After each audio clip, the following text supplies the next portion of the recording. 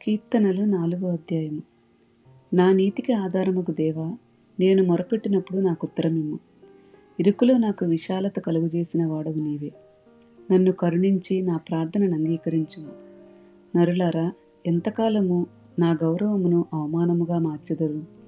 ఎంతకాలము వ్యర్థమైన దానిని ప్రేమించెదరు? ఎంతకాలం అబద్ధమైన వాటిని వెదకెదరు? యెహోవా తన భక్తులను తనకు ఏర్పరచుకొనుచున్నాడని తెలుసుకొనుడి. నేను యెహోవాకు మొరపెట్టగా ఆయన ఆలకించును. భయము నుండి పాపము చేయకుడి.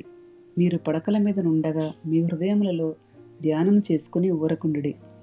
నీతియుక్తమైన బలులు అర్పించుచు యెహోవాను నమ్ముకొనుడి.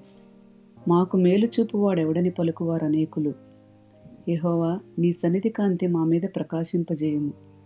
వారి ధాన్య ద్రాక్ష రసములు విస్తరించిన నాటి సంతోషము కంటే అధికమైన సంతోషము నీవు నా హృదయంలో పుట్టించితివి.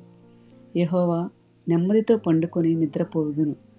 నేను ఒంటరిగా నుండినను నీవే నన్ను సురక్షితముగా నివసింపజేయుదువు.